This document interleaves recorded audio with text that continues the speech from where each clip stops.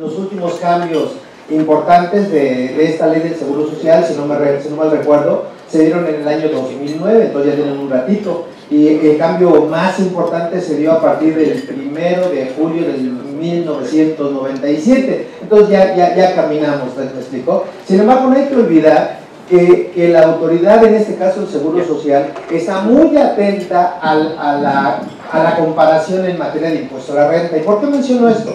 Porque tendrá poquito más de un año, quizás año y medio, que hay una propuesta por parte del PRI, y digo, quiero ser apartidista, pero finalmente es una propuesta del PRI, que desea homologar la ley del Seguro Social con la ley del impuesto sobre la renta. Y es una propuesta que viene, insisto, más o menos de un año y medio hacia atrás. ¿Y eso qué implica? Que hoy todos los conceptos que llamamos exentos para efecto de impuestos sobre la renta, ¿de acuerdo? Obviamente esos conceptos tendrían que formar base del Seguro Social. Entonces prácticamente eso que implicaría que la determinación del salario base de cotización fuera mayor. ¿Me explico? Y al ser mayor, pues vamos a pagar más Seguro Social.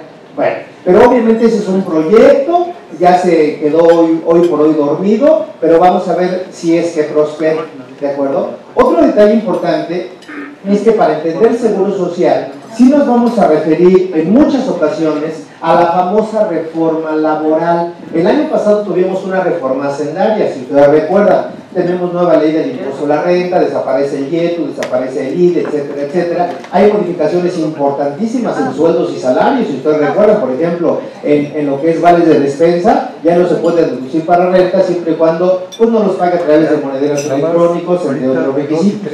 En materia, por ejemplo, de exenciones para trabajadores, siguen siendo las mismas de toda la vida. Sin embargo, el patrón que tiene, se adiciona un artículo 28, fracción 30, en la ley de renta que dice que esos ingresos que para el trabajador son exentos son deducibles de manera parcial para el patrón, es decir, el 47 o el 53%. ¿Y eso qué implica? Que el efecto en la parte exenta obviamente lo va a absorber el patrón. Entonces vamos a comentar un poquito los juegos de estas disposiciones y desde luego les decía, vamos a jugar con la ley para el trabajo, que a partir del 1 de diciembre del 2012, si no me equivoco, hubo cambios importantísimos en materia laboral y uno de ellos que es un tema interesante es precisamente el contrato llamado de subcontratación, mal conocido como outsourcing, y curiosamente muchos, y a lo mejor me incluyo, hemos abusado de esa figura. Hoy por hoy ya está reglamentada. Sin embargo, les comento, he visto, y no quiero ser peyorativo, porque luego me dicen, es que tú nos pones como ejemplo, pues es que ¿qué puedo poner como ejemplo si no es lo que yo vivo? ¿Me explico? Yo he visto en la práctica que, por ejemplo, si ustedes manejan outsourcing, insisto, el término técnico se llama subcontratación, hay una regulación exprofeso en la ley del trabajo, y uno de los requisitos me dice que no se puede contratar la totalidad de actividades a través del contrato de subcontratación. Es decir, por ejemplo, en el hotel, ¿qué actividades tenemos? Pues tenemos, por ejemplo, a los señores que nos asisten, que son los meseros. Tenemos, por ejemplo, a las recamareras. Tenemos, por ejemplo, al office boy. Entonces, son actividades diferentes. Entonces, la ley del trabajo me dice, no puedes contratar todas las actividades mediante outsourcing. A lo mejor unos sí y otros no. Y también me dice, no puedes contratar el 100% de personal mediante el esquema de prestador de servicio, en este caso outsourcing. ¿Qué quiere decir esto? Que por lo menos una empresa que tiene trabajadores a través de la figura de subcontratación debe tener por lo menos un trabajador. Por lo menos un trabajador, y todos los demás pueden ser mediante la figura de subcontratación. ¿Y esto qué denota? Que en la práctica siguen contratando el 100% mediante la figura de outsourcing. Y eso desde luego está mal, muy mal, ¿de acuerdo? Ahora, otro detalle interesante. Cuando yo he hablado de seguro social, regularmente empatamos las leyes. ¿Y a qué me refiero como empatar? De que pensamos en materia de renta y estamos manejando seguro social, o pensamos en materia por ejemplo, laboral y estamos hablando de seguro social. Son disposiciones totalmente diferentes. Dos ejemplos. Por ejemplo, si yo manejo mi impuesto sobre la renta en ISR, yo manejo fondo de ahorro. Vean, el mismo concepto lo manejo en seguro social. Y el mismo concepto lo voy a manejar en materia laboral. Vean cuáles son las implicaciones. En materia de fondo de ahorro, La ley del ICR menciona en su artículo 27, fracción 11, que el fondo de ahorro, para que sea deducible y en consecuencia sea exento, porque esa es la condición, que por un lado lo deduzca el patrón, y si es deducible para el patrón, va a ser un ingreso exento para el trabajador. No podemos pensar al revés, ¿queda claro? Esa es la condición. Ahora, para que sea deducible para el patrón, debemos de partir de las siguientes hipótesis. Número 1, la prestación tiene que ser general, primer punto. Eso, ahí confundimos, y de verdad si no te aclaro algo, pregunto. Ahí confundimos el concepto generalidad con universalidad, y eso está mal, porque la ley del impuesto a la renta nos habla de generalidad. ¿Y qué es la generalidad? Simplemente establecer un bloque dentro de todo mi universo de trabajadores. Por ejemplo, yo podría decir, le voy a dar fondo de ahorro a las mujeres trabajadoras que tengan hijos. Esa es mi generalidad. Y procede, desde luego. No a todos, ¿me explicó? Solamente a las mujeres trabajadoras. Segundo requisito, que no exceda del 13% del salario del trabajador, ¿me explicó?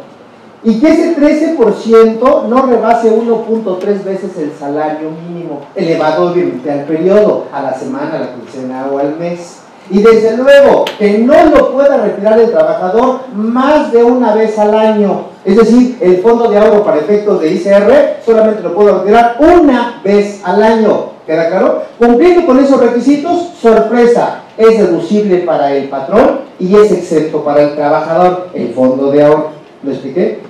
Ahora, ¿qué pasa en Seguro Social? El Seguro Social más o menos maneja la misma propuesta, artículo 27, fracción 2 de la ley del Seguro Social, y dice que el fondo de ahorro, para que sea un concepto que no integra el salario, debe reunir los siguientes requisitos: que la aportación del trabajador y del patrón sea igual. ¿Me explicó? Entonces ahí más o menos empata con renta, ¿de acuerdo? Ahora, segundo, que lo puedo retirar, vean, primer cambio, hasta 2 veces al año. Entonces, si yo lo retiro, por ejemplo, 2 veces al año, en Seguro Social sigue siendo no integrable. ¿Qué pasa con renta? No es deducible y es grabado. Véanme, entonces ahí tienen que ir empatando a otro punto, y es donde viene el ejemplo.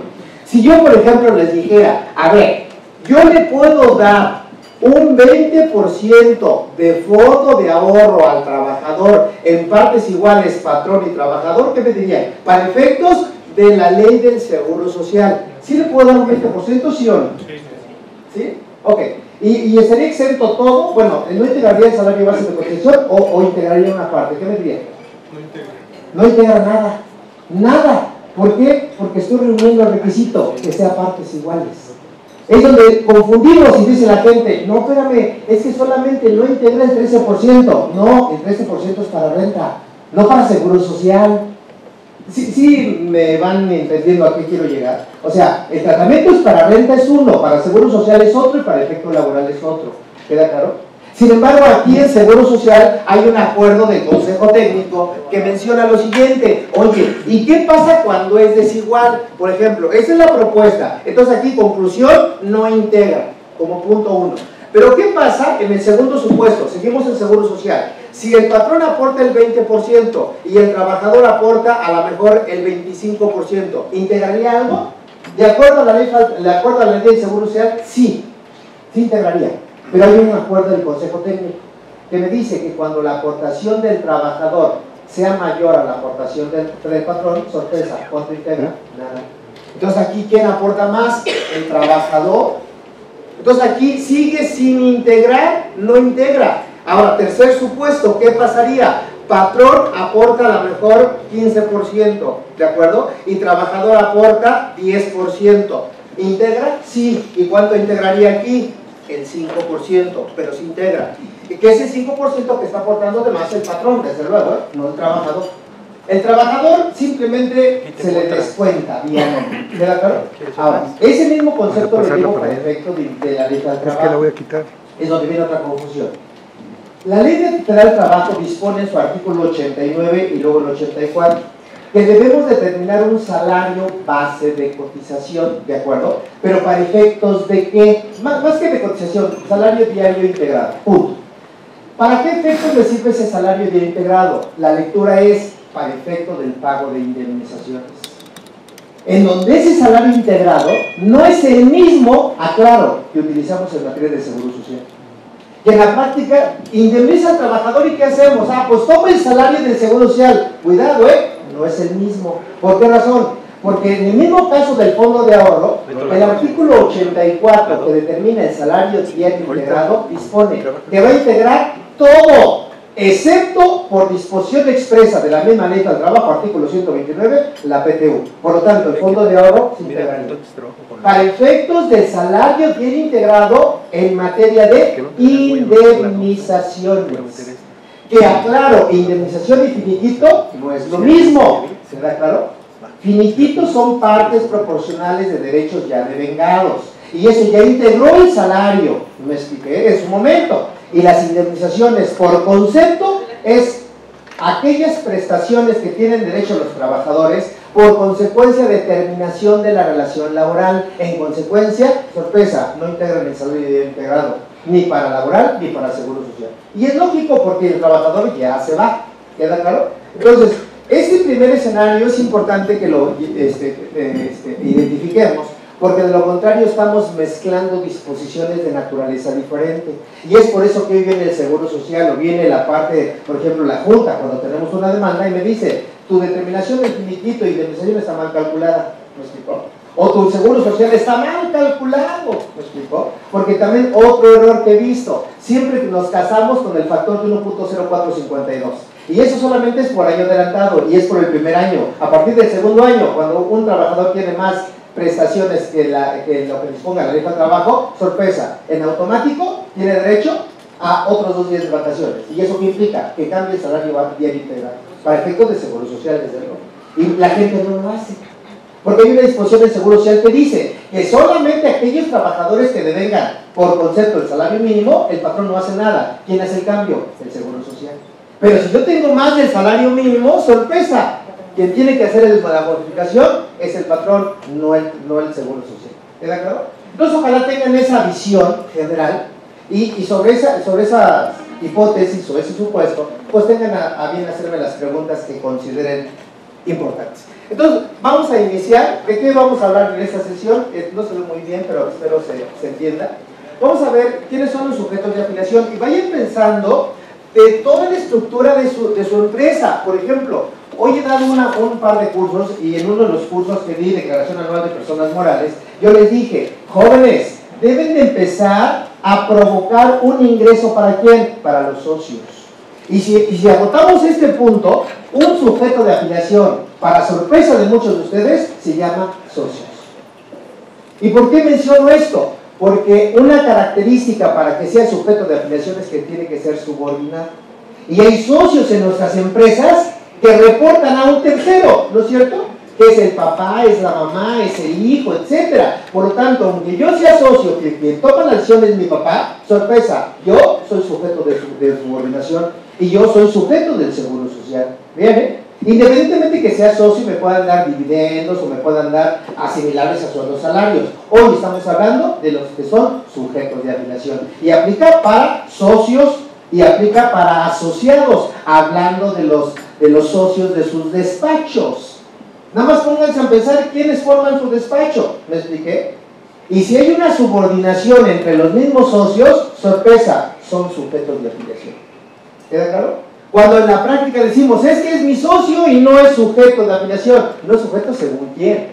Y hay un criterio del Seguro Social que así lo reafirma. ¿Sale? Veremos entonces esa parte, artículo 12. Veremos cuáles son los regímenes de Seguro Social, que básicamente son dos, el régimen el obligatorio y el régimen voluntario. ¿De acuerdo? Veremos la integración de cuotas obrero-patronales. Les voy a compartir, aunque ya lo sabemos y nos confiamos mucho en el SUA, ¿cuáles son los porcentajes de cuota obrero-patronal? Es más una pregunta así a capela.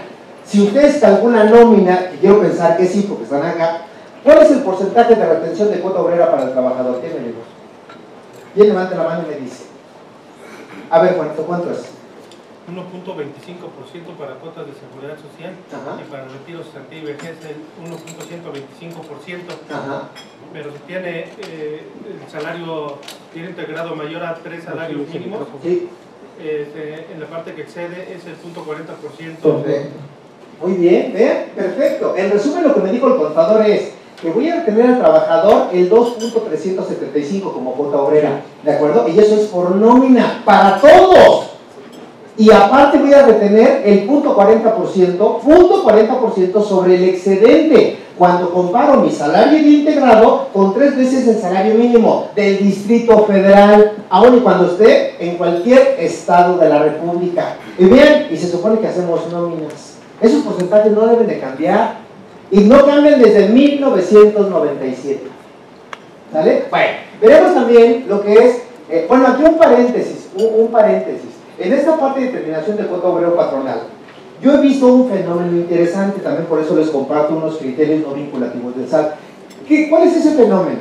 Me he dado cuenta que contratan, escuchen, contratan asimilables a sueldos salarios cuando realmente son trabajadores. Contratan a honorarios personas físicas cuando realmente son trabajadores, porque persiste la subordinación. Ahora, ¿por qué menciono esto? Porque argumentan que el costo laboral es muy fuerte, y efectivamente, cuando determina la cuota obrero patronal aquí, y lo vamos a hacer un ejercicio más adelante, el costo con prestaciones mínimas de ley oscila en un 40%, costo laboral. Entonces, cada trabajador, ¿cuánto me resulta financieramente hablando? Un peso, su nómina, más 0.40%, el costo laboral. Por eso, contratar trabajadores y darlos de alta al Seguro Social sale muy caro, demasiado caro. Y luego tenemos el fenómeno, ¿me explicó? No hay medicinas en el Seguro Social, la atención médica es raquítica, ¿de acuerdo? Y también por eso se tiene que preguntar aquí, oye, ¿por qué también los socios, que es otro fenómeno, siendo el representante legal, siendo el administrador único, siendo el presidente del Consejo de Administración, yo me he dado cuenta que está en nómina? Y eso no puede ser, porque no hay subordinación. Vean la cuestión contraria. Y al no haber subordinación, todo lo que yo pago en Seguro Social, en estricta teoría no es deducible. No es deducible. Mejor contraten un seguro facultativo, continuación voluntaria o incorporación voluntaria, que aquí están los regímenes de Seguro Social. ¿Me expliqué? Y el socio ya tiene lo que quiere, ¿de acuerdo? Y no meten en una contingencia al patrón. ¿Por qué menciono eso también, que es bien importante? Porque si yo tengo el Seguro Social al administrador único, al presidente del Consejo de Administración, hoy el Seguro Social ya se dio cuenta de ese fenómeno. ¿Y qué está haciendo? Auditorías a las empresas. ¿Me explicó? Y al hacer auditorías, si ve ese fenómeno que estoy platicando ahorita, les va a generar un monto constitutivo, que también vamos a ver cómo se constituye, porque estamos haciendo una simulación. Y es cierto, porque si no es sujeto a Seguro Social, la pregunta es, ¿por qué no tienes el Seguro Social? Y al determinar un capital constitutivo, ¿cuál es el efecto que está dando el Seguro Social? Lo que pagaron, escuchen esto, no se consideran semanas reconocidas al Seguro Social. Pregunta.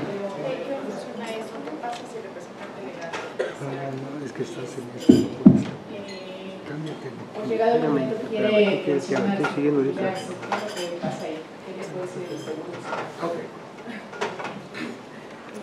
Son dos respuestas, espero que hayan escuchado. Si yo, representante legal, me doy de alta en Seguro Social y todo bonito, ya tengo 60 o 65 años de edad, me quiero pensionar o me quiero jubilar, si el Seguro Social no se da cuenta, me va a pensionar, me va a jubilar. ¿Me explicó? Que por cierto, deben de valorar ese fenómeno. Por eso muchas personas, ya pasando, por ejemplo, los 50 años, 55, se dan de alta en Seguro Social topados.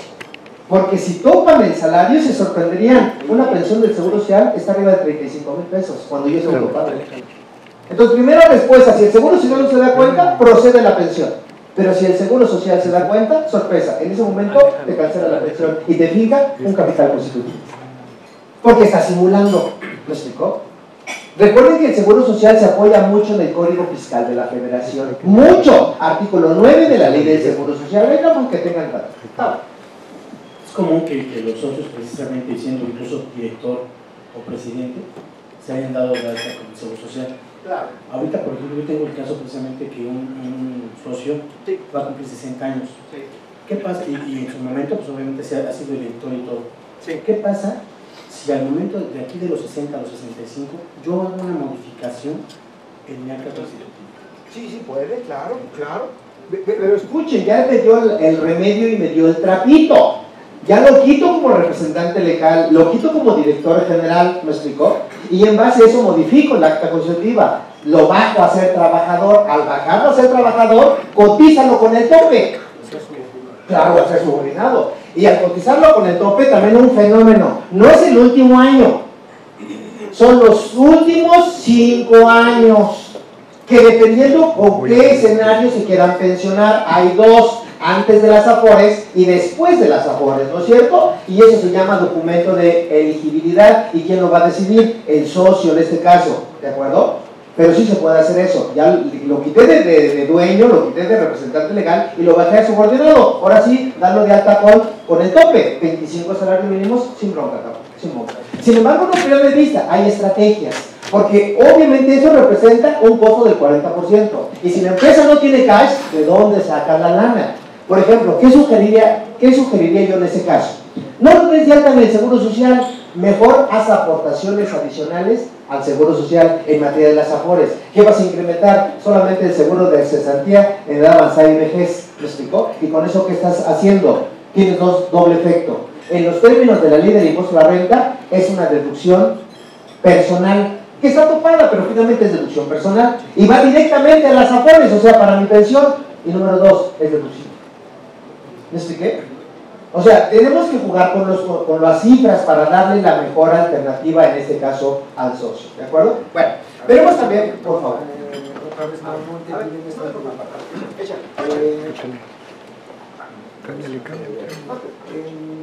no lo doy de alta al Seguro Social, sin embargo hago aportaciones a las afores para la pensión. No entiendo aquí. Bueno, trae su ley, alguien trae su ley. No. Ayúdame a buscar, Juanito. Si no me recuerdo, artículo 152, pero de la ley del impuesto sobre la renta. Bueno, que menciona las deducciones personales. Deja de que lo leamos y te doy mi explicación, ¿sale? Bueno. No. De las deducciones personales. No me recuerdo si es el 151 o 152, pero por ahí viene seguramente. Por ahí viene. Mientras lo encuentra el contador, vamos a ver también integración del salario base de cotización, que hay muchos ejemplos y ojalá me puedan preguntar. Algo que destaca de aquí, y a propósito del lugar donde estamos, las propinas, escuchen, en los términos de la Ley Federal del Trabajo, si se dan a través de contratos, si se dan a través de lo que es una factura, un CFDI, o si se dan a través de un voucher, sorpresa, las propinas forman parte del salario y en consecuencia se integran para efectos de seguro social. Las propinas. Ahora, otro fenómeno que he visto, pagamos comisiones, ¿de acuerdo? Y tomamos la deliberada situación de que las comisiones pedimos una factura, mal hecho. Porque hay un artículo en la Ley del Trabajo que es el artículo 285 y dice que si la prestación de servicio es personal, escuchen esto, personal y continua, aunque yo sea agente viajero, agente de ventas, vendedor, propagandista, como quieren llamarlo, en los términos hoy del artículo 83 de la Ley Federal del Trabajo, la comisión es un concepto de salario y al ser salario integra seguro social. Con esos dos requisitos, que sea personal y que sea recurrente. Si lo trabajo a través de una tercera persona, ¿de acuerdo? Y esa tercera persona tiene su fuerza de ventas, ahí sí estoy en presencia de una comisión de tipo mercantil. Si no es el caso, el primer supuesto es salario. ¿Me expliqué? ¿Qué artículo es? Sí, es el artículo 151. Dale, ¿qué dice? Las personas físicas residentes en el país que obtengan ingresos de los señalados en este título para calcular su impuesto anual, podrán hacer, además de las deducciones autorizadas en cada capítulo las siguientes de esta ley, que les corresponde las siguientes deducciones personales. Y vete a la fracción quinta dice las aportaciones complementarias de retiro realizadas directamente a la subcuenta de aportaciones complementarias de retiro. Ok, adelante. En los términos de la ley del sistema de ahorro para el retiro, o a las cuentas de planes personales de retiro, así como las aportaciones voluntarias realizadas a la subcuenta de aportaciones voluntarias. Siempre que en este último caso dichas aportaciones cumplan con los requisitos de permanencia establecida para los planes de retiro, conforme al segundo párrafo de esta fracción. Vete más adelante y dime si hay un tope en esas aportaciones. El monto de la deducción a que se refiere esta fracción será de hasta el 10% de los ingresos anuales del contribuyente en el ejercicio, sin que rebase, sin que dichas aportaciones excedan del equivalente a 5 salarios mínimos generales del área geográfica del contribuyente. Punto. Fíjate, a propósito del anual, el próximo curso, si nos hacen el favor de distinguirnos con su asistencia, va a ser de declaración anual. Creo que va a ser aquí, va a ser en el Sevilla Palace. Ese es comercial, Ok, bueno, ejemplo. En el anual del trabajador, le pongo números. Vamos a determinar un concepto que se llama ingresos acumulables. Este concepto no es sinónimo del que utilizamos en materia de ICR para personas morales. Al decir acumulables es la suma de todos los ingresos que se tienen que acumular, valga la redundancia, en la declaración anual, excluyendo los exentos, excluyendo los que generan un impuesto sobre la renta definitivo y excluyendo los ingresos que no son base o objeto de la ley del impuesto sobre la renta. Por ejemplo, ¿cuáles? Los que cobramos a través del sindicato. Yo puedo cobrar a través del sindicato, ¿no es cierto? Es más, el Seguro Social lo considera. Bueno, entonces son todos los ingresos acumulables. Vamos a pensar un número, dice un amigo, vamos a pensar un número alegre. Vamos a pensar que tengo 900,000 pesos de ingresos acumulables. ¿Qué? Primer punto. Esto yo lo voy a multiplicar por el 10%, que en ejemplo son 90,000, y estos van a ser aportaciones voluntarias a la AFORE. Primer tope. Y esto va a ir directamente a tu esquema de pensiones. Directamente, voluntario. Y lo puedes hacer de dos maneras. Con tu patrón, que lo pague de manera voluntaria, o tú directamente pagarlo al instituto. ¿De acuerdo? Sale. Y número 2, me dice que esto lo voy a comparar contra, ayúdame, te voy a hacer la operación, lo voy a comparar con 5 veces el salario mínimo anual. ¿De acuerdo? A ver si alguien tiene una sumadora que me ayude, por favor. A ver, multiplica 67.29, hablando del año pasado, por 5, ¿de acuerdo? A ver, sí, por 5 por 365. ¿Cuánto es, amigo? 122.804. Mira, sorpresa, me da 122.804. Aquí, entonces, eso lo comparas. Oye, ¿cuánto pagaste? Vamos a pensar que pagaste 150,000 de aportaciones voluntarias. Directamente 150,000. ¿Cuánto deduces? 90,000 o 122,000. Sorpresa, 122,000. Y que se va directamente a tu Afore. ¿Me explicó? Y con eso ya no pago el 40%. Directamente se va al esquema de las Afores. No sé si me expliqué. Ahora sí, ¿sale? Ahí está. Y es deducible. Obviamente, hasta esos tomas. ¿Sale? ¿Esa deducción también es independiente a las demás deducciones? Totalmente. Y así lo diría Juan. Independientemente de las deducciones de cada capítulo, tú puedes deducir de manera personal, por eso se llaman deducciones personales. El anual, eso. ¿De acuerdo? Entonces ahí está una estrategia. Sin embargo, si es que el socio, en el caso que dice Octavio, quiere tener una pensión digna, decorosa, ¿me explicó? Y no le van a hacer estorbo 35,000, 40,000 pesos. Seguro. Lógicamente esto es independientemente de qué va a elegir la forma de pensión. Sí, claro. Por eso, Sí. Pero finalmente se va al esquema de pensión. Sí, claro. Bueno, ¿ibas a decir algo? Sí, nada más precisar también. El curso es para todos, no es nada más para ellos dos. Perdón. Es que ahí, para aclararlo. Sí. Aquí yo ya le meto 122,000 pesos, ok. Y aparte es independiente a que el cliente tenga un seguro de gastos médicos que hace falta para el resorte menor del 10% del salario. Sí, totalmente. Puedo tener aportaciones voluntarias al SAR en este caso. Puedo tener mi seguro de gastos médicos, que es deducible. Lo que no es deducible es el seguro de vida. ¿Me explicó? Y puedo tener algunas otras deducciones, por ejemplo, gastos médicos, dentales, hospitalarios, prótesis, etcétera. ¿Me explicó? Eso es independiente. Y con eso que estoy buscando, un ahorro. Y si quieren ahorrar más, hay un estímulo, otro estímulo. ¿De acuerdo? Y el estímulo que es independiente de las Afores viene en el artículo 185 de la Ley del Trabajo, que me dice, tú puedes contratar un seguro con una aseguradora complementario a lo que te da el Seguro Social, que también puede ser para efectos de pensiones o jubilaciones. ¿Me explicó? O puedes contratar un ahorro. ¿Y hasta cuánto puedes contratar al año? Escuchen, 152,000 pesos. Entonces métele 150,000 acá y métele 152,000 allá, todo el impuesto o la gran parte del impuesto que te hayan retenido, sorpresa, saldo a favor. ¿Qué es lo que debemos de buscar en el anual? Saldos a favor. Y yo hoy nada más recordándoles, y te doy la voz, recordándoles que ya para que presenten su declaración anual, y más si son trabajadores, pueden presentar inclusive con la CIEC cuando el saldo a favor no rebase 100,000 pesos. 100,000 pesos.